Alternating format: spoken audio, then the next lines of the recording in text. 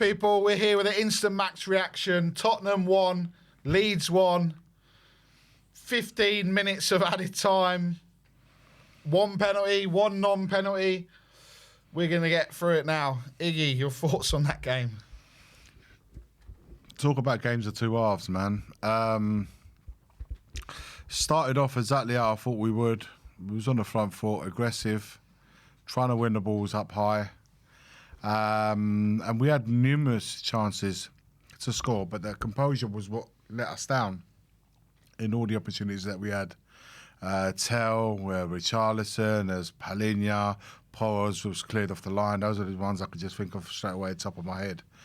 And you just felt like, you know, I said it, we was really structured, really nice and compact, working the lines together.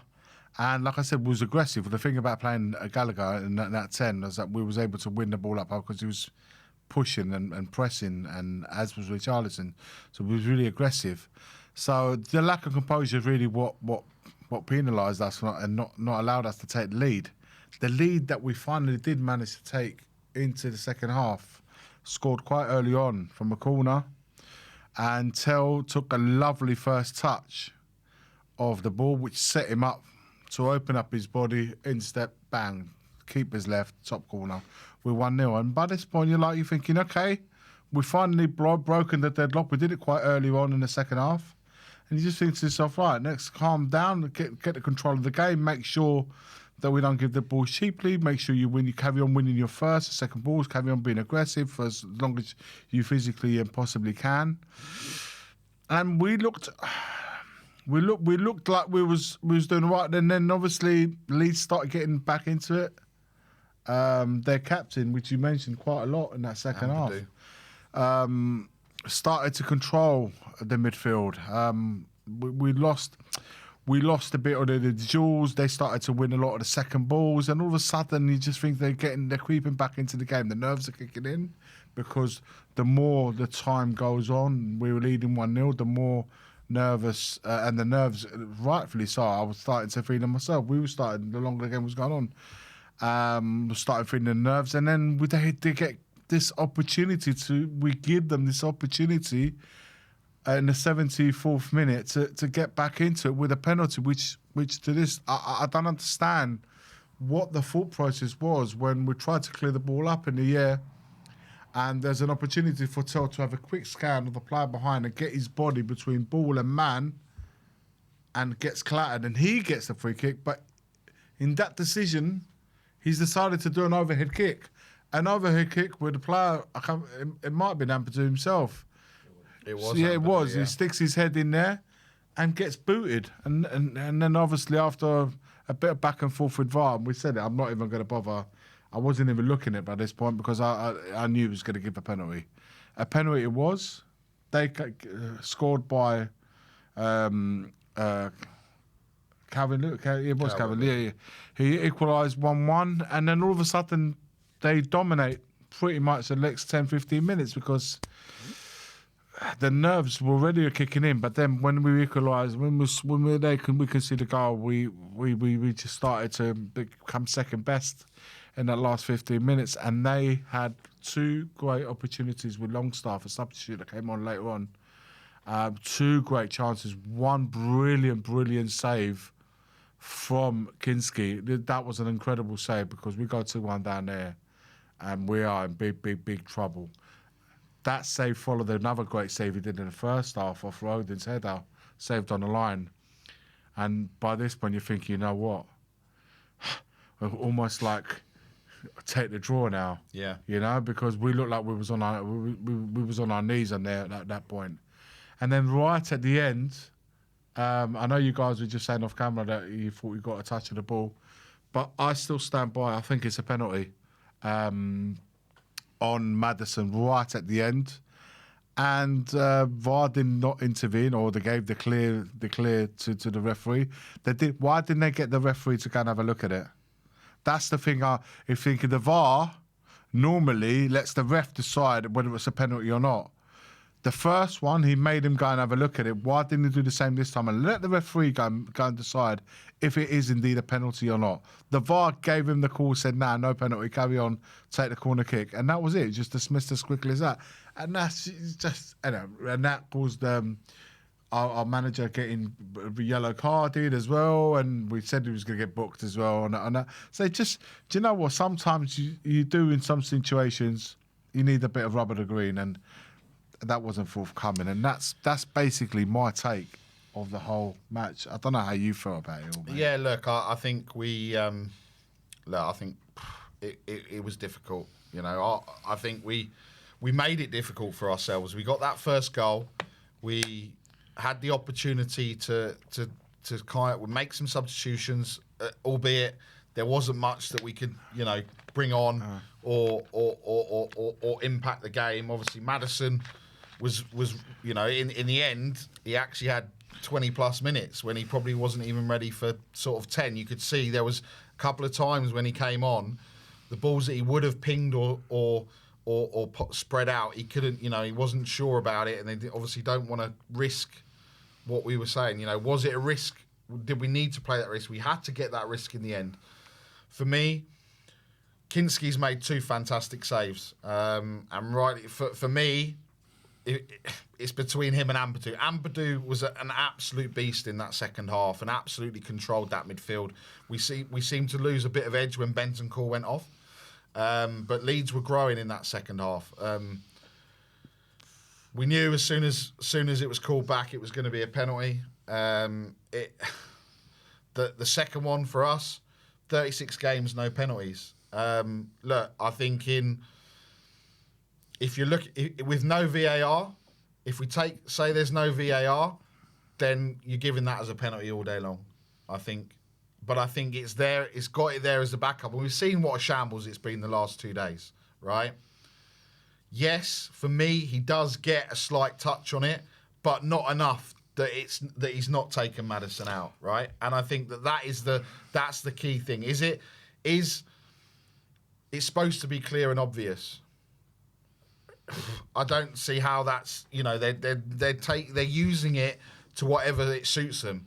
And funnily enough, Pawson was the ref at Man City when we beat them 4-1. Pawson's there in the VAR chair. I think there was something I saw about Jared Gillett being the referee. Look, you say there's no conspiracy. My question is this. If the referee was called over for the Leeds penalty and it took 3 or 4 minutes to decide that penalty, so how, if it's a clear and obvious penalty, why is it taking 3 or 4 minutes to make that decision? So I started to doubt whether they actually thought it was a penalty. Fine, we said it was a penalty and they gave it. I thought it was the right call in the end to give it a penalty. But the fact of the matter is, the referee was called over to go and make a decision, which he took 3 or 4 minutes to make. Why was he not called over? Yesterday's decision, VAR's decision on the match, the referee was called over to go and have a look. Today, the same thing's happened. You're thinking, okay, cool. I'm glad they get the referee to go and have a look at it, and the referee can go and decide whether his original call was the right one or not. Then why was the Maddison one dismissed straight away by the VAR? Got in his ear, said carry on. Why was he not called to go and check it out? Because the referee can go and check it out and he can say, do you know what? I stand by my decision. It wasn't a penalty. Yeah. Or he can ultimately overrule his own decision.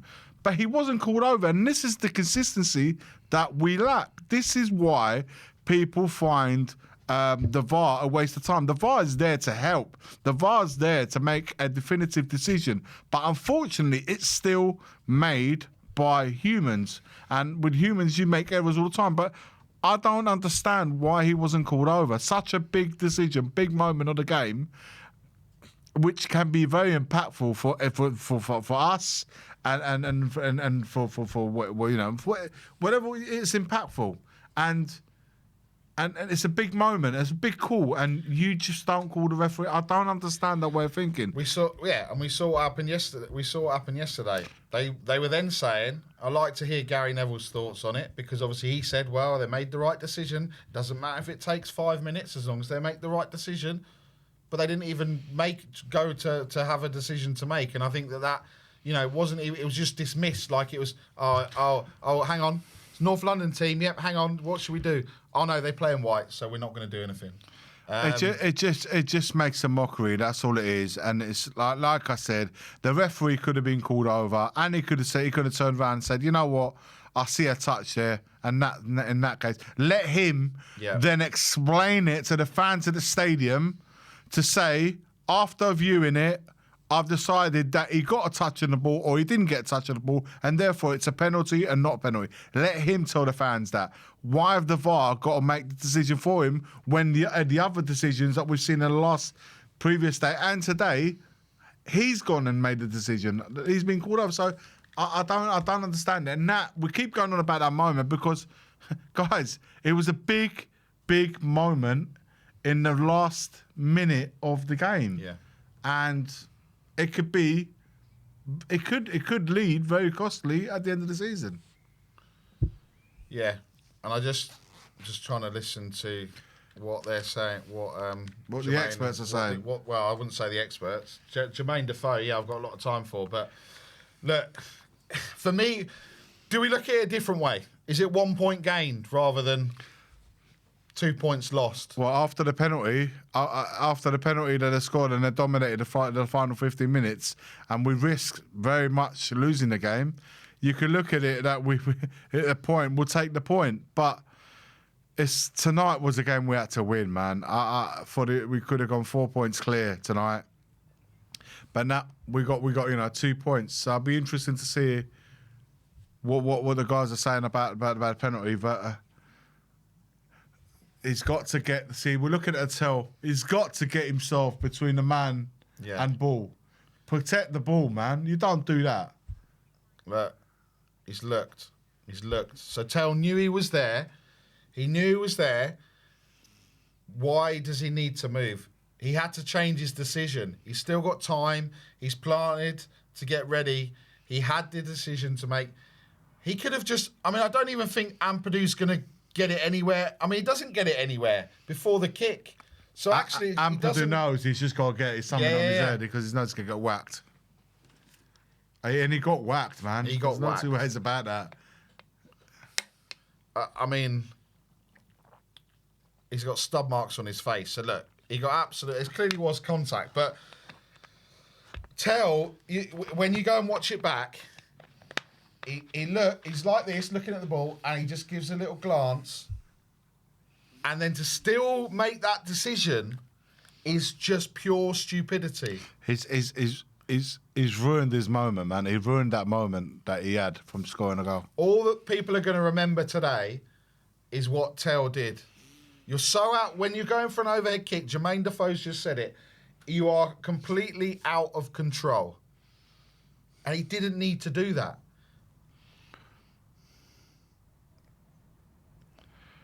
I don't know.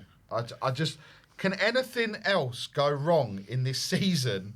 I mean, obviously it can because we can get relegated, but can anything else go wrong when we're in a position, we're playing at home? It's just decision making, man. The coolest head, you just got to keep the coolest heads. And I just don't understand what possessed him to go and make that decision. I don't know. Most players will get his body again. I'll repeat it again. Will get his body between ball and man. I don't know. It was like Jekyll and Hyde. I mean, you saw that ball in the first half that Tell put across the box that luckily, got in the way of that. And that goal was just to do that is just brain dead. It's just bonkers. It's absolutely brain dead. We don't play until Tuesday, so West Ham play Sunday, which means we could be in the bottom three again, playing at Chelsea, where we've won how many times in how many years? Twice in 100 and something years, or whatever the stupid statistic is. Just have to keep an eye on Newcastle and hope that they win that game. But we're relying on other teams doing us a favour.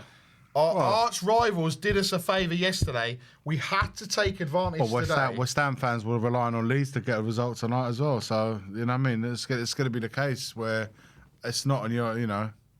I'd still rather be 2 points ahead than 2 points behind. Yeah, at this I mean, point in look, the season, we're still in the box seat. We're still in control, right? Because, you know, you flip it the other way. West Ham lose, we win, and that's it. It's done. Yeah. We're safe. But, look, for me, you know, tonight was an opportunity to take it out of West Ham's hands, and we didn't do that. It's probably going to feel a bit better in the morning. Maybe. But Kinsky, for me, has probably saved us there on both of them. That's just an instant save. We watching the Kinsky save against Longstaff.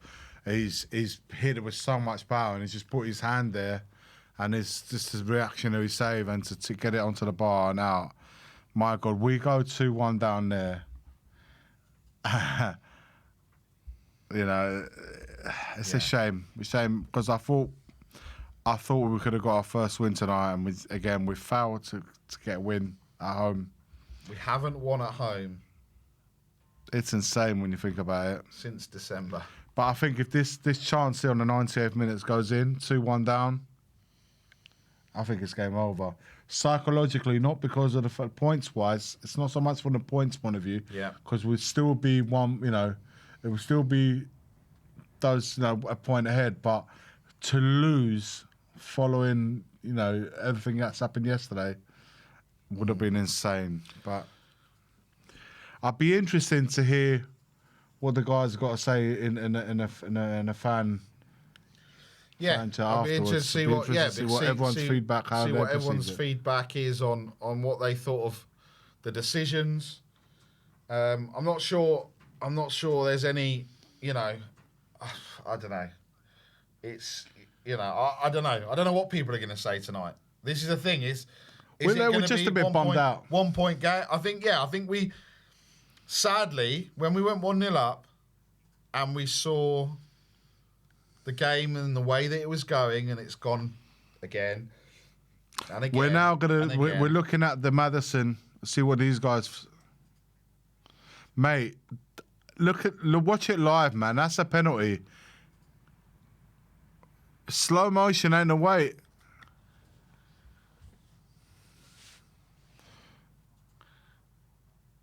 Did Defoe say it should have been a penalty? He's gone in there with the wrong foot. I think that's what he's... Here we go. Slowing it down, you've got to watch it live. Live is a penalty. So we just slowed it right down.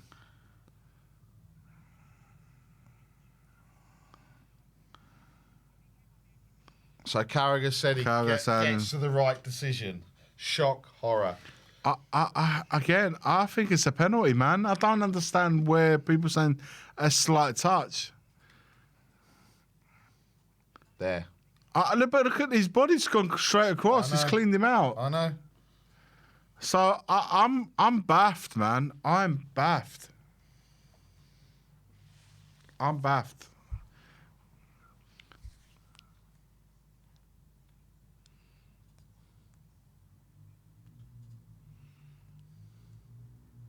Anyway.